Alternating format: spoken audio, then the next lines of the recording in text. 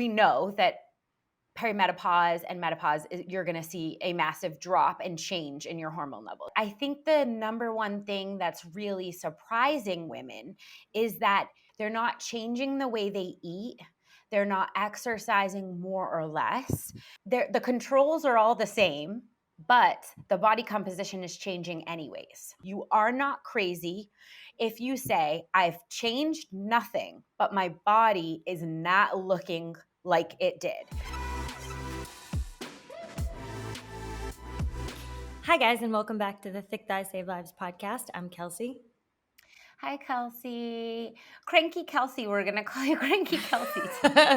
I am Cranky Kelsey today. Or is it just me? Am I vexing your demons, or are you cranky with everyone? I have to know. I think I'm just cranky. I don't think maybe it's you. You vex my demons. No, I don't think it's you. I think sometimes I'm just cranky. Do you know? Actually, guys, let's talk about this for a second.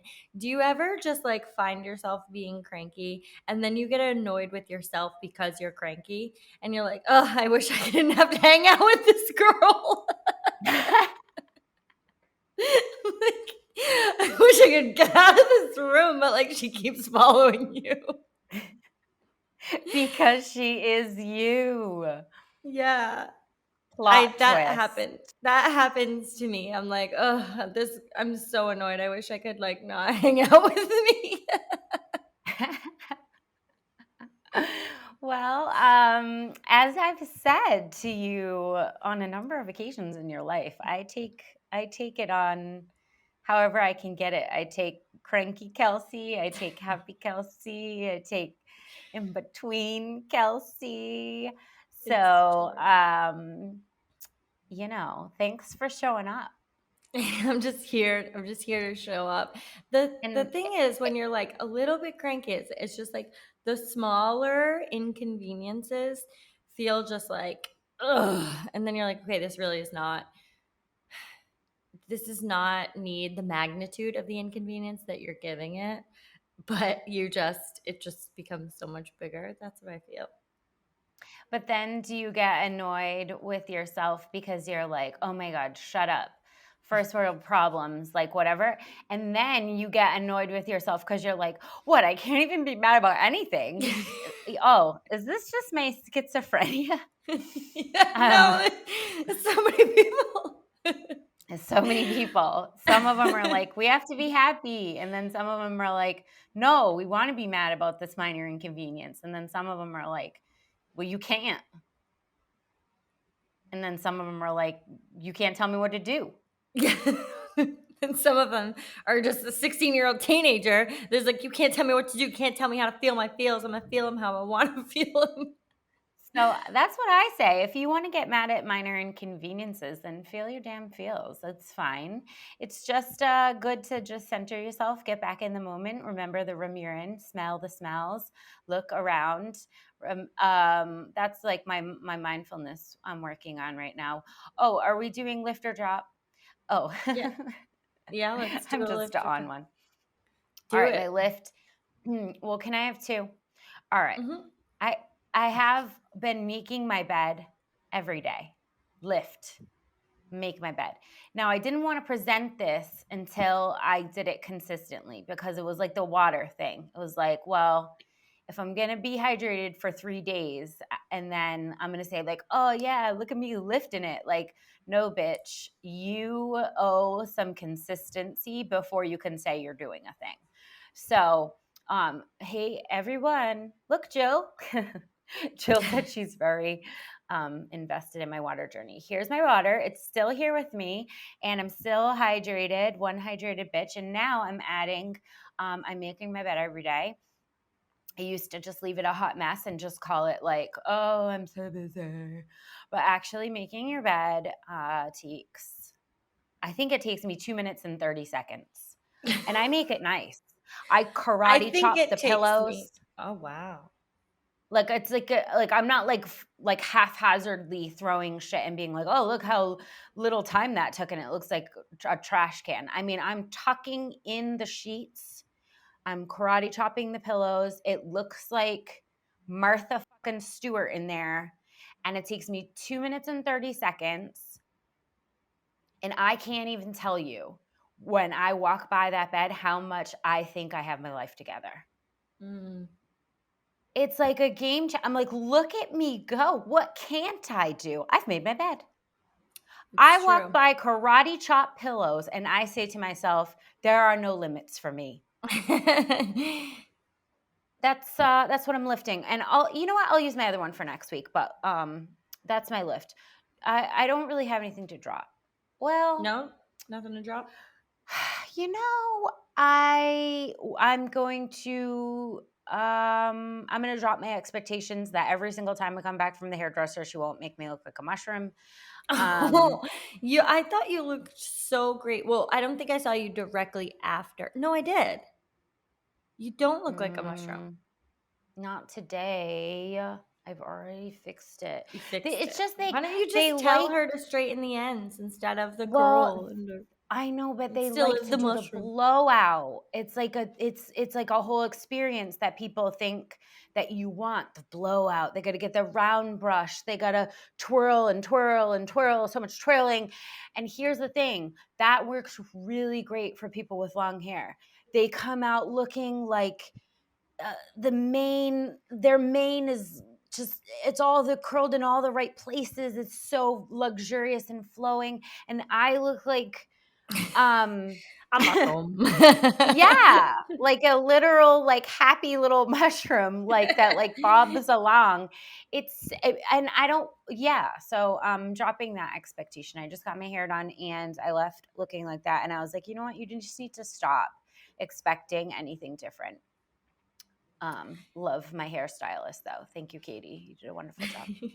You know what I think though? I don't know if it's just us and maybe other people leave the hairdresser feeling like they're ready for the runway. But I also am one of those that like, the whole process gets done and I'm like, I'm gonna go home and fix this. Or I'm gonna fix it in the car because Hmm. it's got a lot of volume. It's more like a southern volume. And I'm more like a northern gal. It's a little It's like a prom. lot of It's a like little prom 2021.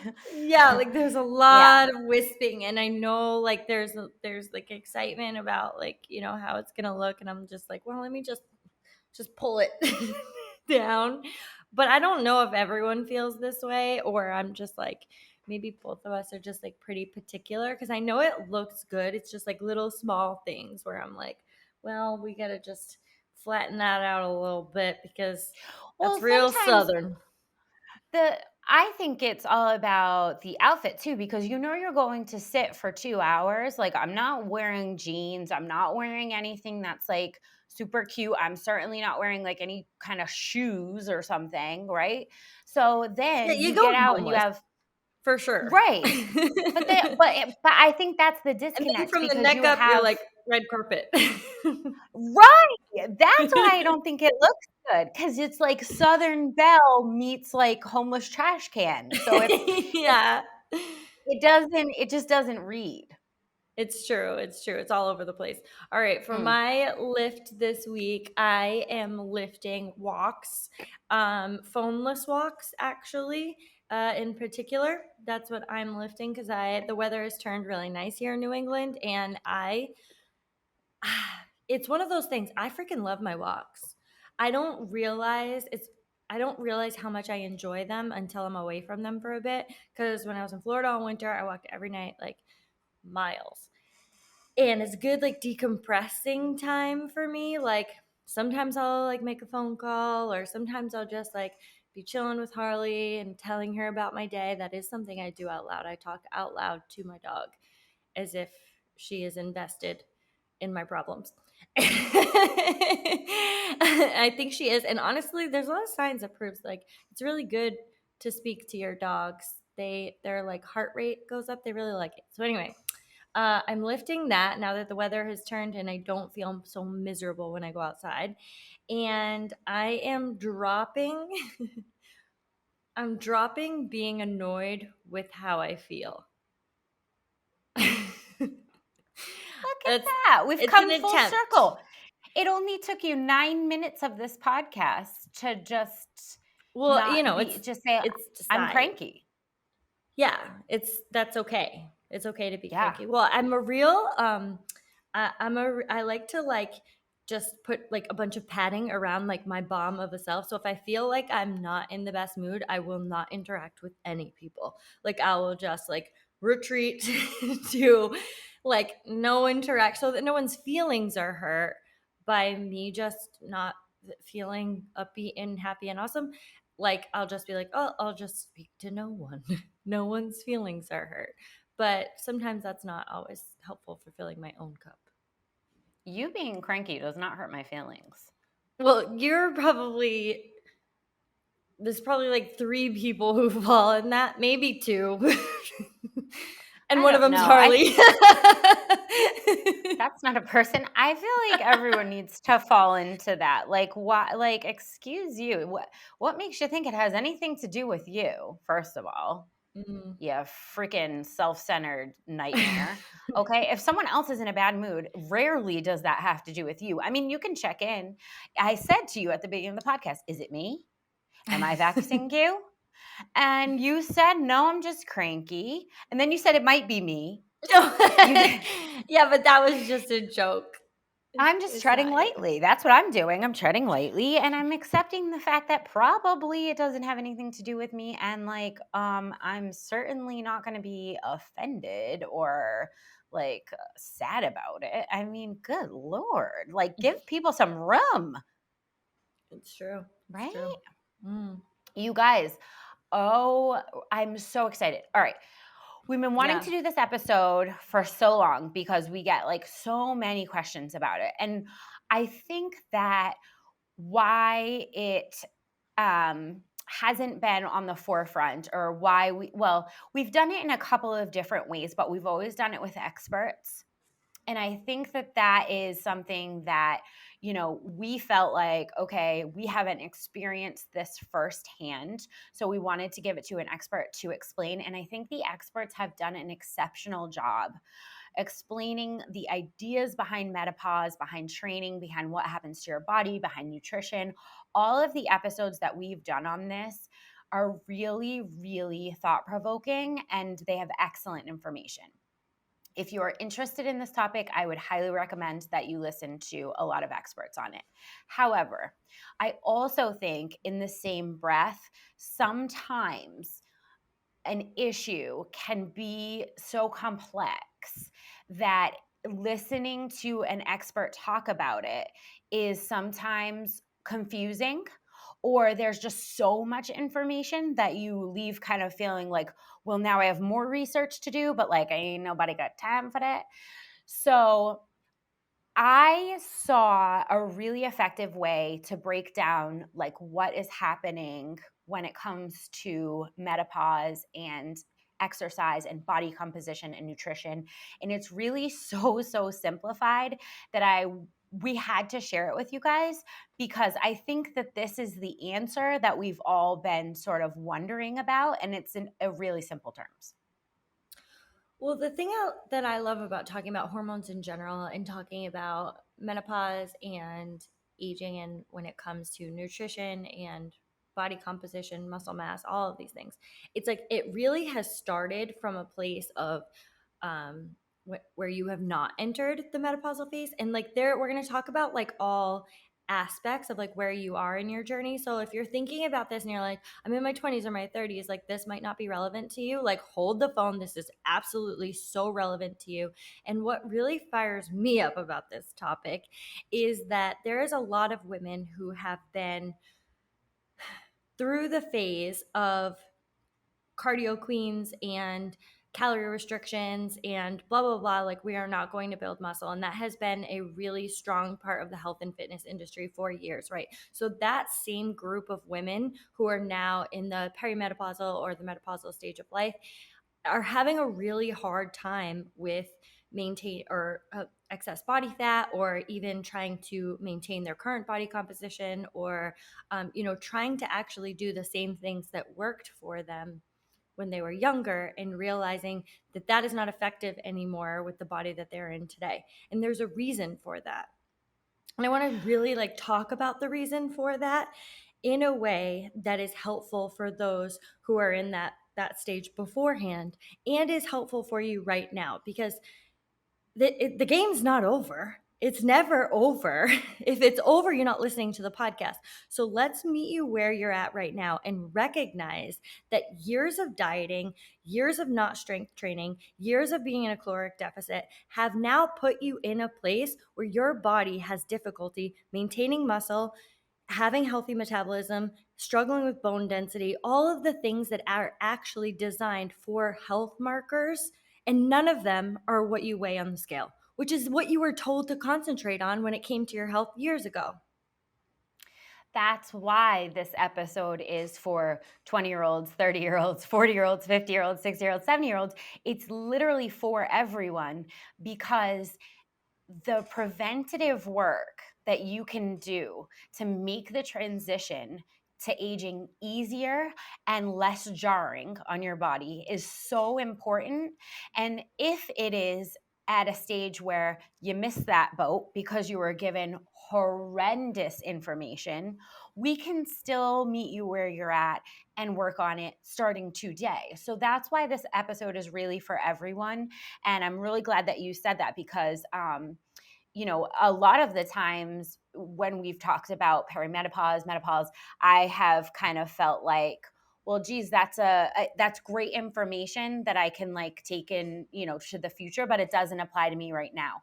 But it so does. And that's the biggest lie we've ever been told, is that those kinds of things those kind of hormone changes don't apply to you right now if you're not experiencing them. The biggest bold-faced lie we could have heard. So, You know what I like to equate this to, that I had recently thought about too, was like we start to get to a place where we start taking care of our skin. We're like, oh, like really have to take care of my skin. I have wrinkles, or like I need to put sunscreen on, and like blah blah blah. When like the work to actually maintain like the elasticity in your skin and like not get sunburns and stuff, that shit was done like a while ago. So that work was done a while ago. Like when you didn't put on sunscreen and you got that horrible burn when you were 17, like yeah, that like ends up catching up to you and you're like, damn it, why did I do that? But the thing is like this process it's for everything, and it's always going to build on from the previous round. And we need to stop sectioning it off like, well, this doesn't apply to me because I'm in this stage. Like, no, wait. It absolutely does. can I take this as my time to send a formal apology to my mother? Mom, Yes. I am so sorry when you told me to not use like harsh toners on my face and like rip my skin like off trying to wash all the oils off of it. Can I tell you, every time you told me not to use a tanning bed, I'm sorry. I'm just sorry, Mom. I'm sorry that I didn't listen to you, because Mhm. you were right and I was wrong. And there I've said it. Everybody just call your mother and apologize, because she warned you. You know she did. And you just went on not listening like a big dummy. Okay. So hormones. Hormones are hot. Hormones are having a moment. When it comes to perimenopause and menopause, like hormones are it. That's what we're talking about. And what is happening is obviously, we know that perimenopause and menopause, you're going to see a massive drop and change in your hormone levels. A drop in estrogen is like the cursor of menopause, and women are having that change and they're seeing it in their body. They're also experiencing many physical symptoms, right? The common ones that we all know. But I think the number one thing that's really surprising women is that when it comes to their body composition, they are not changing anything. They're not changing the way they eat. They're not exercising more or less. They're nothing is there. The controls are all the same, but the body composition is changing anyways. And I think there's a huge gaslighting situation when that starts to happen because people say, well, wait a minute, why am I gaining all this fat? I'm not eating anymore. And people are going, are you sure? Are you counting your calories? Are you counting every bite? Did you count that ketchup that you had? Like, it's a huge gaslighting situation. And people are saying, like, oh, well, I'm really working out just exactly the same. And like all of a sudden there's a whole bunch of fat on my belly when there wasn't before. People are like, well, that's, you haven't gotten to the new ab circuit, and until you do, you're working out wrong. And none of that is true. You are not crazy if you say, I've changed nothing, but my body is not looking like it did. And it can be drastic too. It's not in your head. You're not crazy. So like, that's good news. Yeah, I love to not feel gaslit and to feel like that things are normal and completely expected in some phases of life. And it just keeps going back to the same thing for me when you have a singular answer to like just like be in more of a caloric deficit, like more and more and more until You die. eternity, until you die. Like what's the end goal there? And the thing that I think is so problematic with that, I'm just going to say it. What I think is so problematic with that statement of continuing to lower your calories and not even focusing on the foods that you're eating is that when you go to different phases of life, you continue to go back to the same message. And that message is extremely harmful for women who need more of things like protein worked into their diet to be able to maintain leaner muscle, to be able to maintain a lower body fat percentage. You need more protein. And you're stuck in a mindset of, I need less of everything to lower my body fat. And it couldn't be more opposite. Yo, sister girl. Like, a whole bunch of people just fell on the floor. Like, they were like, wait a minute, holy moly. No, I think, when it comes to the true education on what is happening when you enter perimenopause and that phase, first of all, this is something I learned. Perimenopause is when the changes begin to happen. That's usually like in your 40s or 50s. It's kind of different for everyone, but that can last 4 to 10 years. Menopause is the term for the exact day and time, like down to the seconds, that your body stops changing. That's when you've hit menopause, which I didn't understand those terms. I thought like menopause meant like you were going through it, but it's not. That's actually the end point. So that was an interesting thing to me. And so when we are like in the thick of it, we're calling it perimenopause. Like I'm going to start, working on my terms here because I want to call it the right thing. Basically what happens in your early 40s, 50s, for 4 to 10 years, depending on you as a person, is that your estrogen just drops. And where body composition is concerned, this is going to lead to a decrease in muscle mass. The reason for this is the lack of estrogen in your body affects your muscle's ability to synthesize proteins. So, on a cellular level, it's basically more difficult to build muscle, to maintain new muscle growth, and to maintain the current muscles that you have. Now, if you think of muscles as kind of like the garbage disposal of calories, so like calories go in, right? You're going to use some of them for immediate energy, and your muscle, your however much muscle mass you have, is going to take up the extras, right? Basically, that gives you sort of a cushion for calories, because the more muscle mass you have, the more extra calories they're going to demand. Therefore, the more you can eat without that going towards unused calories and being stored in terms of fat. So it's so important to have muscle mass. A drop in estrogen does not help this case. So you're not only going to start losing muscle mass, but also if you have less estrogen flowing around in your body tells you to redistribute your fat to your visceral area, which is basically where all of your major organs are. It's a protective measure. It's your body telling you that you're getting older and we need to protect the organs in case anybody comes to poke them. And so again, you aren't crazy. If you've never had trouble with really belly fat before, but then you enter perimenopause and you're doing everything the same, and then all of a sudden you're carrying a lot more fat on your belly, that is 100% normal. That is what a drop in estrogen does. So in review, we are losing muscle and redistributing fat to a historically undesirable area, and that is why so many women are looking at their menopausal body and being a little bit shocked and unhappy when they haven't changed anything. Yeah.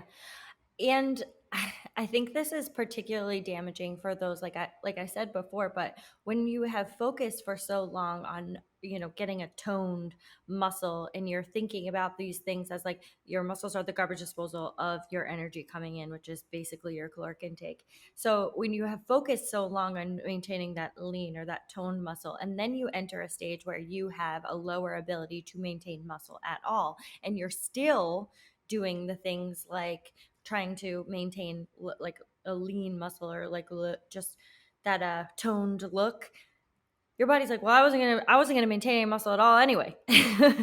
So do you need to work harder to maintain muscle? Yeah, absolutely. But what I want to point out here is that you can set yourself up for not having that large drop off if you are someone who is listening to this episode and you have not hit perimenopause, or you have not hit the menopausal stage yet, and you are able to, or looking to maintain as much muscle as possible during those times, you have the higher ability to then maintain muscle once you get into the perimenopausal and the menopausal stage of life.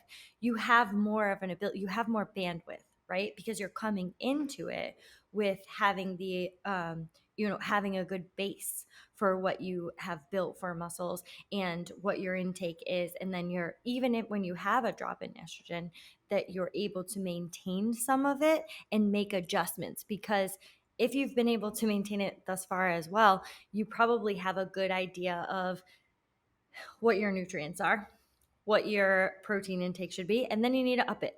Why? Because when it comes to maintaining muscle, when you enter in the perimenopausal or menopausal stage of life, you're going to need more, right? And you need more of what? The building blocks for what is creating that muscle. So it's just like I can't I I can't feel enough for the women who have been fed poor information. Then when they get to this stage where they're like, okay, but now I have, I'm gaining more body fat than I would like to, and I'm doing the same things, and it's just not working now. And then they're being gaslit into thinking that they just need to do the same things that they've always done, which without any other knowledge would make sense, right? It says like, it's like, well, just do the thing that you have done because it, kind of worked, right? But like, did it actually work? Because in reality, if the goal has been to maintain a smaller body size, that has never been the goal of health. And when you start to think about what you would like from your life at a later stage, it might change a little bit, because you might realize, and I hope everyone realizes that a little bit earlier, is that a smaller body is not a capable body. It is not a body that is desired to live independently, or carry a lot of to increase your bone density, and to live a life that you are independent. And ultimately, that becomes more of the goal, and it actually changes to health, but it changes to health with the base markers that don't support health, because smaller is not healthier. Yeah, and the when we think about the worst thing we could have been, in our 20s and 30s, the worst thing that you could not become was bulky, right? That was what we were Yeah. all working The bulky. against. That's what I wanted to. So you can lift a little bit, but don't get too bulky. Don't And you get see, you too hear much it muscle mass. as people start to like enter their fitness journey. They say like, "Well, I'd like to lift weights. I like to dabble over there, but I don't want to get too bulky." And it's like, can we please take that statement off the table? Because any type of bulk that you're getting that is going to provide a healthy body for you, that is going to allow you to live independently, like that bulk is the one we want. Because if you're not talking about, we're not talking about health. If you don't go in with bulk, if you don't go in with bulky muscles into the perimenopause stage, you are going to struggle so much more than someone who went in with a significant amount of muscle mass. Okay. This is not an aesthetic thing. We're not talking about a person that is larger or smaller. What we're talking about is how much muscle mass, lean muscle mass, that you are carrying in your body. If you go into the race with less than the other person next to you, and you both are losing at the same rate, guess who's going to lose the fastest? Okay, we cannot go into this stage of life the way we've been going in with our, I did 2-pound weights for 900 reps because I was looking to tone up. And now I can't even recognize my perimenopausal body because it doesn't look anything like it did even 5 years ago. We are in so much trouble because we don't have enough muscle going into these times. And we've been told to not have muscle, that it's not feminine, that if you touch big weights, you're going to get bulky, that, you have to restrict your calories, which of course we know does not allow you to increase your muscle. If you're constantly in a deficit, you can't build a muscle. So we've been fed all of these messages that and only do cardio, right? Well, it's like the focus, right? Like all of the focus is on less. And I really like to challenge that mindset because it doesn't help you when you get it doesn't help you at all ever Not to be ever. less. It's actually just never gonna help you to be less.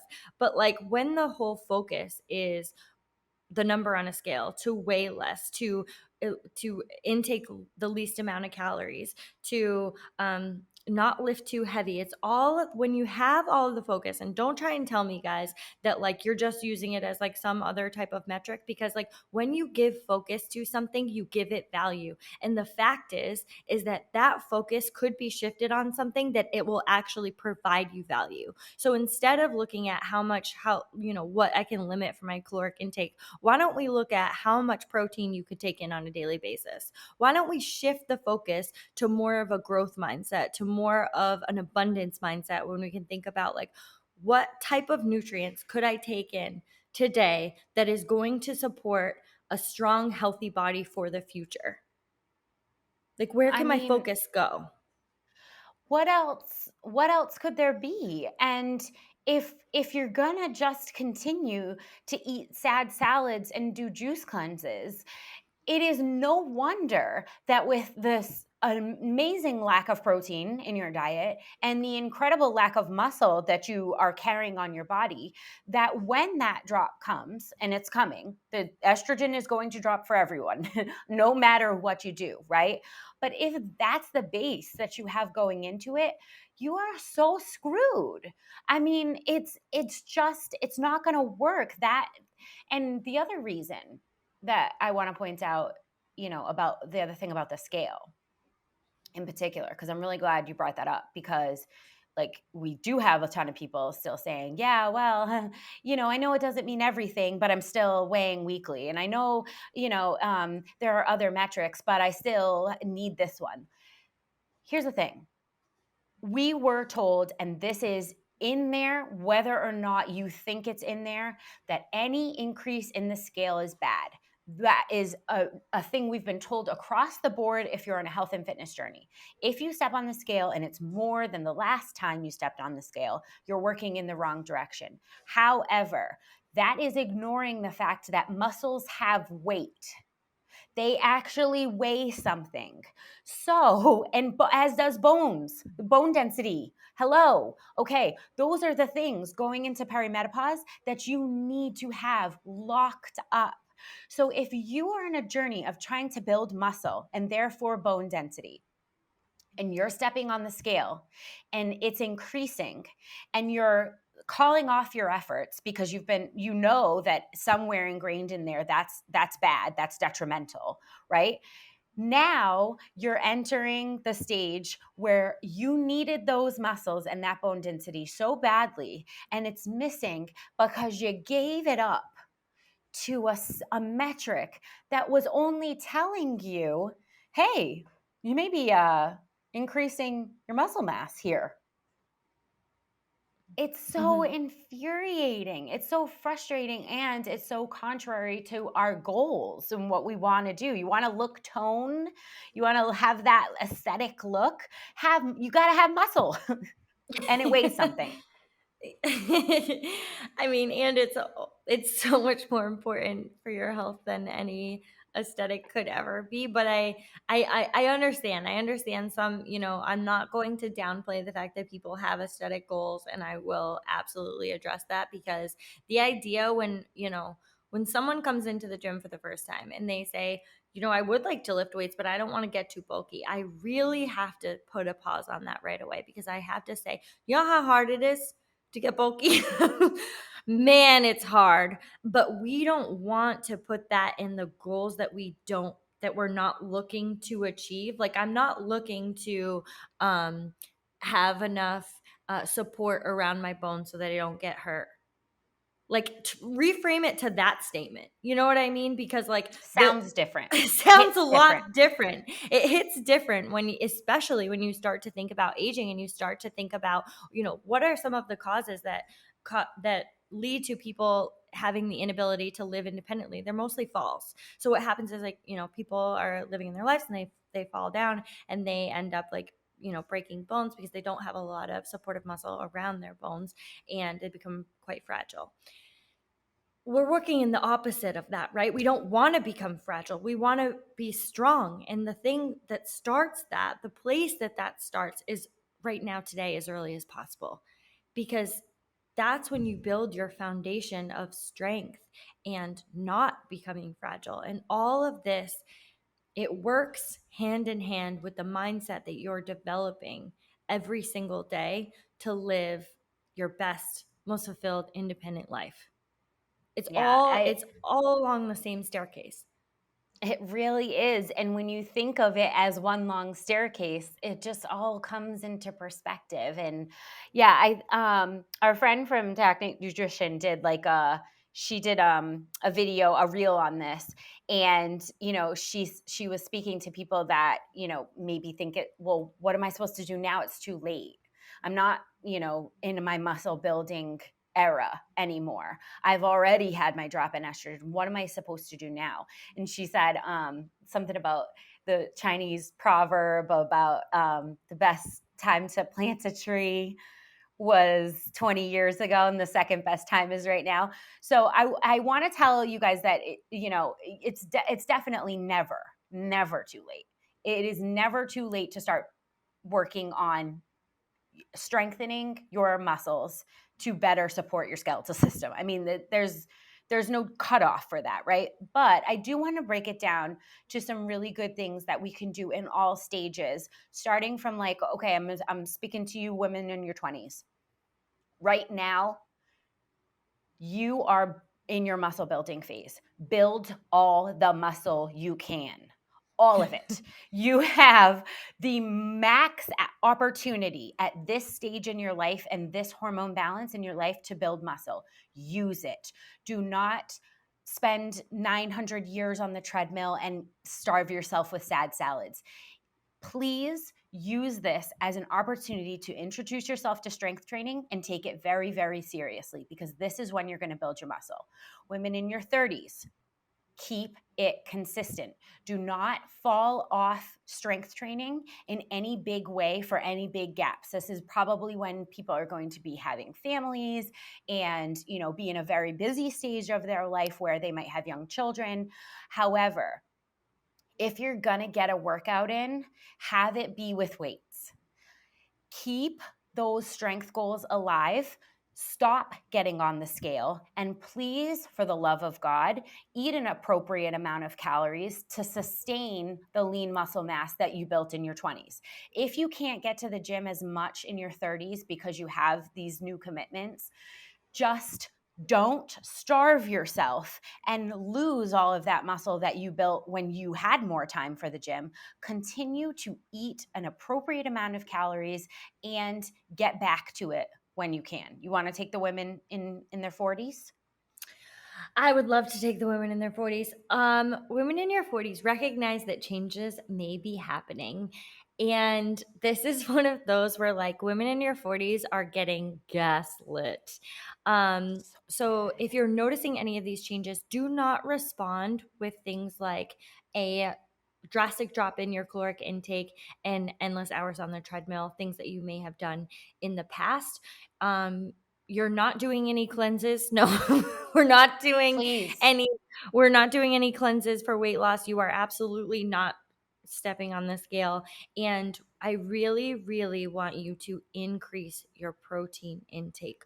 Look at what your protein intake is and stop demonizing specific food groups in a way that we are limiting in thinking about how we can lower our body fat by limiting things like carbs, by limiting things like protein. Look at what you can take in from a nutritional standpoint of like, how much protein can I get in on a daily basis? Maybe how many veggies can I get in on a daily basis? And look at what you can increase during those times to support the hormone changes that you're going through, and to support the muscle that you have been able to maintain, or that you are, building at that time. But you're not gaslighting yourself. Women in your 40s, you're noticing those changes. You may be noticing that, you are having some increase in body fat in certain areas, and we are lifting. We're not We endlessly are on the lifting. treadmill. We are lifting. Along those lines, for women in their 40s, we talked about that kind of gathering of the fat in the belly area. And again, you're not being gaslit. That is happening. However, please do not respond to it in the way of just like endless spot training of your stomach. Like, I'm going to do 900 crunches because I never had a ton of belly fat before. Now I do. So it must mean that I need more core work. That isn't it. It's gathering in your belly because that is what the drop in estrogen is telling it to do. However, combating any body fat is always going to be done best by building muscle, and sitting there isolating your abs is not the biggest bang for your buck when it comes to building and maintaining muscle. Compound movements are. So Can we not pause? 900 crunches. Not 900 crunches. Can we pause on that for a second? Because I don't think we've said enough in a while about the fact that you don't spot train fat away from certain areas. That's not a thing. That's not what you're doing. So if you're going after a certain area, you're not eliminating fat in that area. It's not how it works. And number two, the more you sweat is not fat crying or leaving your body or whatever it is that you think that it's doing. That I just felt like we haven't said that in a while, and I've seen a kind of like an uptick in people looking to just like get their sweat on to decrease their body fat, and that's not what's happening. The more you sweat, it's a good is reminder. not, it's a good reminder. Like, the more you sweat is not leading to a decrease in body fat. That's not what's happening there. So like, if you're getting your sweat on, that's great. Make sure you're drinking a lot of water afterwards, because we want to replenish that. Yeah, that's just your hydration. Women in your 50s and 60s and beyond, you guys, don't feel hopeless on this. Don't feel hopeless. If you've never done any lifting or strength training all the way up until now and you're 55 years old and you're like, well, it's not too late. And it is not futile to start today. It's not like you have no ability to put on any muscle or maintain any muscle. That is not the case. It's just going to take longer and it's going to be slower. However, at this point, maintaining the muscle that you have is really going to be your goal. So like strength training is maybe you can't build a ton of new muscle, or it's more difficult to build a ton of new muscle, but you still have maintenance that can be done. And eating to support that, again, we're not going to just go off the deep end on calories, because you have to eat to support lean muscle. Protein being the main thing there. Obviously, we want to see a huge uptake in protein when you start to get in your 40s and then beyond. It needs to be always present, because that protein synthesis without estrogen is significantly harder. So you got to give it more. And then the other thing that I wanted to say about women in their 50s and beyond is that you may need to start supplementing at this point, especially in the area of vitamin D, because we see a huge decrease in vitamin D once women hit menopause. Like once they kind of stopped their change, we see like a big dip. And if you have looked at vitamin D and how it is linked to muscles, basically in multiple studies, a deficiency in that vitamin plays a significant role in how well you can maintain or not maintain muscle. If you're deficient, you're going to lose muscle at a faster rate. And this is also significant in your calcium levels, because vitamin D regulates your calcium levels in your body. So like your bone health and your bone density, which a lot of women get turned on to, like about 60, oh my God, I got to watch out for osteoporosis. You definitely are going to fend off those things by continuing to weight train, or starting, if that's where you're at. You are going to fend off those things by making sure that you're eating a protein rich diet, and also making sure that your vitamin D levels are appropriate. And if you don't live in a place where, because obviously sunshine is, the best intake for that. But if you don't live in a place that supports that, you might need to supplement it. I want to talk to these ladies for a minute. I want to talk to you real Talk to your serious. girls. I'm going to talk to you real serious about this, because I want you to think about, if you go to a meal and you are just having something like a salad or some type of, greens, and I love greens. Salads are delicious. If you are not, I want you to reframe what healthy meals look like. If protein is not included, if you are in that range and protein is not included in your meals, you're not hitting your health markers. I mean, I just got to hit you straight up with it, because you have to have the protein in your meals at this stage to be having something that is sustainable for your body. That's number one. And some of the big heavy hitters when it comes to maintaining muscle for this age group, glutes are your number one best friend. Why? Because it's an extremely large muscle group. It's very easy. Well, not very easy. It's easier to maintain a larger muscle mass there. So when we start to think about like, what are some of my heavy hitters that I could go to right away to get some muscle mass? Glutes are your best friend. It's a large muscle group. We can work it often. And that is going to help you maintain a large, or that is going to be the biggest bang for your buck, is honestly your glutes. Now, when it comes to thinking about this age group and what are some of the other things that you need to be doing in the gym, banded face pulls are a top of your list. Honestly, ladies, please just warm up with them every day, because what we see from women and aging people during this phase is really that rolling of the shoulders. Your back starts to get a little bit rounded, and we need to be able to counteract that by setting your shoulders back and pulling towards your face, towards your chest, and starting to strengthen your scat muscles, your lats. We really need to start like thinking about how to maintain an upright posture at this stage in your life. Those are some big bang for your bucks. But also I want to talk about like rows, upright rows, using some of these things as just staples in the gym during this phase. I don't like to ever say you're wasting your time, but you're wasting your time on the treadmill during these You know times. how to walk. You know how to walk. You're wasting your time on the treadmill when really these things are going to be so imperative to you, your health at this stage, to staying in an upright position at this stage, to being able to live an independent life. And you have to go for your bang for your buck, right? Like that's the times where you really need to focus on what am I going to get out of this session. And the last thing that I'm going to say, just I'm real serious with you ladies right now, is some of those stretches and So mobility. cranky. I'm so cranky. No, but I'm So just so cranky. passionate about this because I just want people to continue living their best life for as long as possible.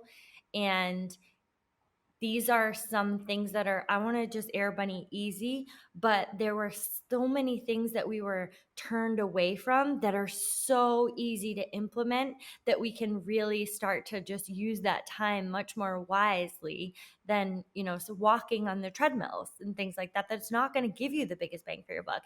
And when it comes to mobility and flexibility during that time, sometimes you don't, in this stage, you don't have the energy to hit a hard workout, or even you don't have the energy or the ability during sometimes to lift heavy and really work on some of those things. But working on getting more mobile is a really important part of your health and fitness, and should be regularly worked in, as important as it is to maintaining your health.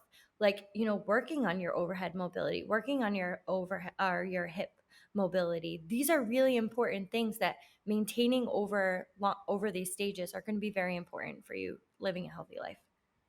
I love your tips. Thanks. Posterior chain work all day, mobility work. These are, yeah, get off the freaking treadmill. That is, listen, it's just not building muscle. It's not maintaining muscle. I love that. And I also feel so much for this age group because of the messages they were sold. These young girls today are certainly getting there's still horrendous messaging out there, but there is a counterculture now that you can sort of find that says like, whoa, whoa, whoa, whoa, whoa. No, we're not doing the bulky talk. But women before us didn't have it. They just didn't have that counterculture to even like think about these kinds of things. And now they're going through it and they're really, really ill prepared in many cases because of that poor messaging. And I just want to say that I feel for you guys so much, but I also know that you are not the kind of people that are going to sit on the sidelines feeling sorry for yourself. You are going to get out there and you are going to address this head on. You just need the right information to do it. So that's what I hope today's podcast has provided, is some really usable tips for all ages to be able to deal with hormonal shifts in a way that we can still maintain our health markers and feel good about the direction that our body is going in. Awesome. All right. We love you guys. Have an amazing week. Eat your protein, lift your weights, drink your water. Let's go.